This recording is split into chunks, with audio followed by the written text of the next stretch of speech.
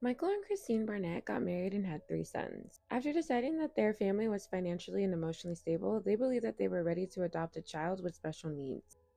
The Barnetts were originally looking to adopt a Haitian child, but the 2010 earthquake that hit the island nation shut down the process.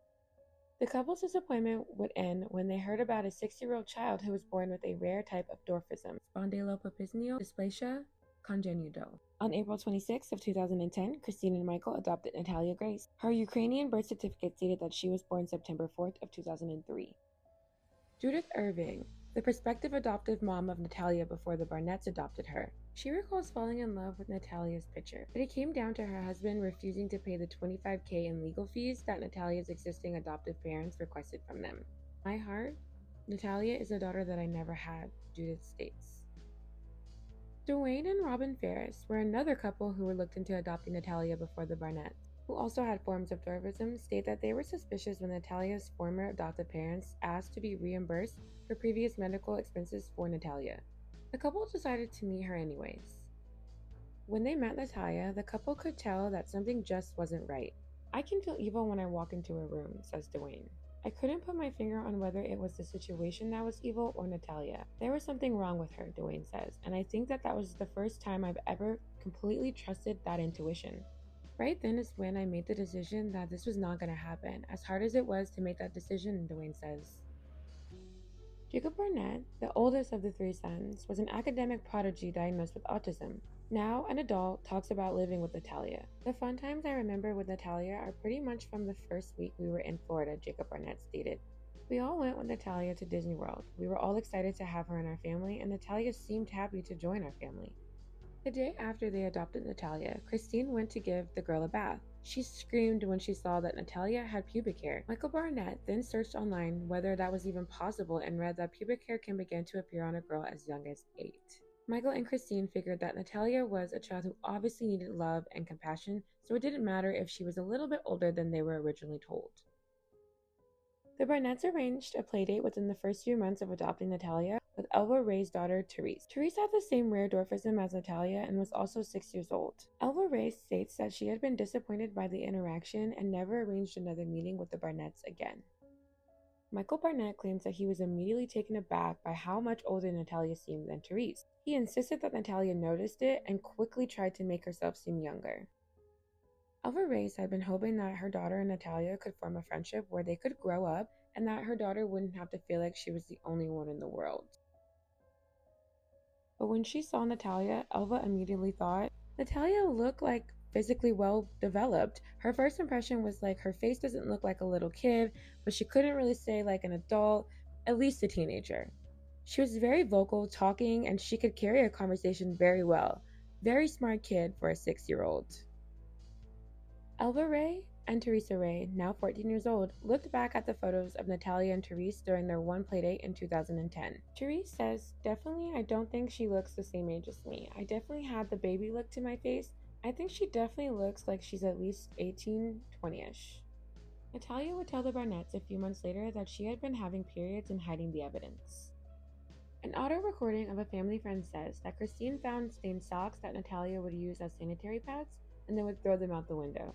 Kristine told her friend that this isn't normal. What have I gotten myself into? And the friend recalls telling her that you need to start finding out how old she is. Kimberly Franklin, Michael's younger sister, states that the Barnetts found quote-unquote period underwear hidden in Natalia's room. According to Michael, Natalia poured cleaning fluid in Kristine's coffee and told Kristine point blank that she was trying to poison her. Jacob Barnett says to this day he cannot drink anything that's been out of his sight. Michael Barnett and Jacob Barnett, who is now an adult, state that Natalia started acting out, urinating and defecating during car rides, jumping out of the car when it would start to move, and throwing her brother's toys into the street.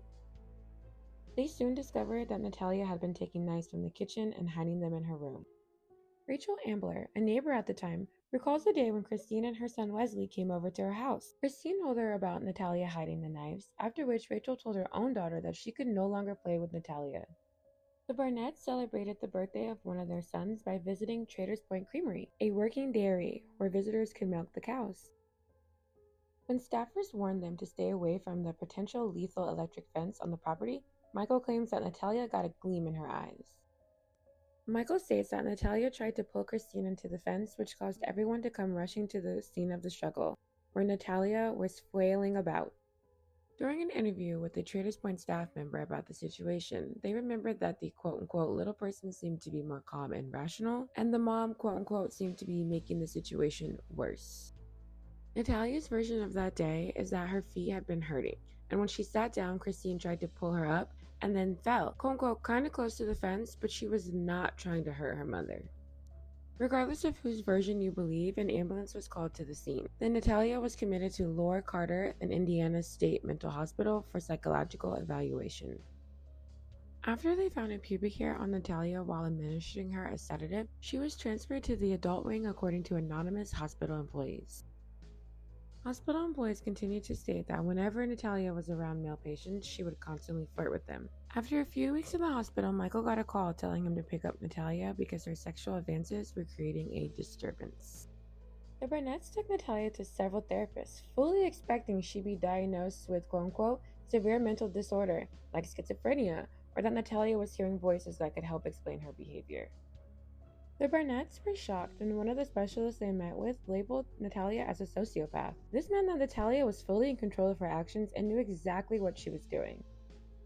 Kristine attempted to get the quote-unquote truth out of Natalia as the couple's concerns about Natalia's age grew. Kristine's means for figuring out became increasingly aggressive, including forcing Natalia to stand by a wall for an extended period of time. Michael Barnett and Jacob Barnett, who is now an adult, alleged that Kristine was physically abusive to Natalia. Jacob, looking back at his mother's treatment of Natalia, said, "My mom firmly believed that Natalia was a hostile agent and is not who she said she is." On another occasion, Kristine allegedly locked Natalia outside until she confessed the quote-unquote truth. Natalia was outside long enough for a neighbor to notice, leading said neighbor to call the police. The responding officer, Michael Barnett claims, immediately realized that it was not Natalia that was in danger, it was the three Barnett sons that were. Natalia revealed to an officer when questioned during the investigation that she was, quote-unquote, told her new birthday at the orphanage in Ukraine before moving to the United States. Michael Barnett states that the officer informed us that he believed that the Ukrainian birth certificate was all bogus. The Barnetts eventually brought Natalia to a doctor, and the doctor told the couple that Natalia was an adult. After finding that information out, the couple petitioned an Indiana court in 2012 to legally change Natalia's age from 8 to 22. They would successfully win. Despite the skeletal survey that she had done at a local children's hospital, which stated that she was only about 11 years old. Now being a legal adult, Natalia was no longer entitled to the Barnetts' financial support. The couple set Natalia up with federal benefits and an apartment in Westfield, Indiana. Kristine would drop off groceries on the curb and watch as a neighbor helped Natalia bring them up to her apartment. Natalia wasn't there long before her neighbors began having concerns about her behavior. Natalia would constantly lecture neighbors, hanging around and making life genuinely unpleasant. The apartment complex received several complaints. Toby Miles, a neighbor, befriended Natalia at first, but became increasingly frightened over Natalia over time. Toby Miles, along with Milena Miles and Sue McCullen, who were also neighbors, said that they lost trust. Toby says that Natalia told him that she tried to kill her own mother. They described how Natalia would appear unannounced in their homes and how unnerved they were by how Natalia seemed to behave quote-unquote sexually around people, including children. According to other neighbors, Natalia relied on food stamps and could barely cook for herself. She also had a very limited diet of takeout pizza and instant noodles. Natalia, who had been stalking a neighbor, called 911 on herself because she was afraid of what she might do. In the 911 call, Natalia can be heard telling the operator that "I'm stalking one of my neighbors. I don't want to harm them." After all the complaints, the Barnetts decided to remove Natalia from the apartment in Westfield to another apartment in Lafayette, Indiana. It was in a not-so-nice part of town about an hour away from the Barnetts. Kristine allegedly picked that Lafayette apartment because it was full of quote-unquote sketchy people, believing that it would ensure no one would bat an eye at Natalia's bizarre situation. Kira Weaver, Natalia's neighbor in Lafayette, stated that Natalia struggled to climb the steps to her apartment and could not reach the kitchen counter or washing machine. "I felt like she had been thrown to the wolves," Weaver said. The Barnett family moved to Canada the following year because of Jacob. Jacob, who was 15 at the time, was pursuing graduate studies in Ontario, Canada. but the alleged assumption about the Lafayette apartment was wrong. After Natalia's electricity and phone line got cut off due to unpaid bills, the authorities became involved. Natalia moved in with the family of Cynthia Mans, who was Natalia's neighbor. And with the help of a social worker, the police were called. The police accused the Barnetts during questioning of leaving Natalia to fend for herself for more than 3 years. In September of 2019, Michael and Kristine were arrested. They were both charged with several counts of neglect of dependent. Neglect of dependent causing bodily injury, endangering a dependent's life, conspiracy to commit neglect of dependent, and abandoning and cruelly confining a dependent. The couple have opposing accounts of what happened. They both pled not guilty. Due to the court-ordered change to Natalia's age in 2012 and the statute of limitations, prosecutors dropped the charges of neglect of a child. That's how the Barnetts got charged with neglect for a dependent, because the prosecutors stated that even if Natalia had been an adult at the time that she was abandoned, she was dependent on her parents due to her dwarfism. The defense argued that Natalia made it very clear to the Barnetts that she wanted nothing to do with them. Then the defense countered with a video of Natalia at the grocery store, then crossing the street by herself. Michael blames Kristine for everything that happened. He states that she was abusive, shared social media interactions that hint at her deception, and alleged that Kristine was using sex as a manipulation tactic. The judge did not allow the issue of Natalia's age to be raised in front of the jury. After only a few hours of deliberation, the jury found Michael Barnett not guilty. He was initially subpoenaed to testify against Kristine, but prosecutors ended up dropping their case against Kristine in March when her trial was scheduled to start in April. Patrick Harrington, the prosecutor, stated that his motion to dismiss was because, quote-unquote, the state believes that there would be insufficient evidence at trial to prove that the charges in this cause beyond reasonable doubt. Natalia says, "This is my side of the story, and I'm going to say what happened because I never got a chance to say what happened. The things that Kristine and Michael have said that I have done is a lie. I have never done anything that Kristine and Michael have said that I have done." Natalia testified that she was not able to care for herself when the Barnetts moved away. They left her in a second-story apartment with stairs that she could barely navigate, and she did not know how to cook nor use most appliances.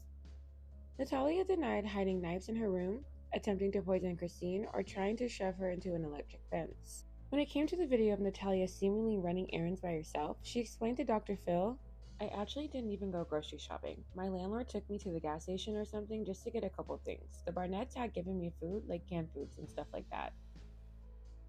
I didn't know what to say to the Barnetts telling her that they were moving to Canada," Natalia recalled. "I didn't really know what was going on at first, and so after it happened, I was confused," Natalia continues. Natalia states that Cynthia and Antoine Mans could speak to who she really was. Natalia is quoted saying, "It's very frustrating to hear everything that's being said from Kristine and Michael. And because I already don't know who I am and want to know who I am and want to know what happened to me, but I'm hearing all this stuff that never actually happened from Kristine and Michael." Natalia is quoted saying, "I'm like, it's shocking. It's frustrating because it's not even true, and people are believing what Kristine and Michael are saying without even hearing my side." That is the end of today's video. This case is different than any other I have covered because no one was murdered, but there was still a victim, Natalia. She was a child with a disability who could not care for herself. Yes, she may have been difficult, but they chose to adopt her knowing that she had this disability. Even if the Barnetts could no longer handle taking care of her, then they could have found someone else who could have given Natalia proper care. Leaving her helpless for 3 years was just not right. Natalia now lives happily with her adoptive parents, Antoine and Cynthia Maines, in Indiana, who have explained they have not experienced the same allegations of abuse the Barnetts claim. Until next time, be safe, Earthlings.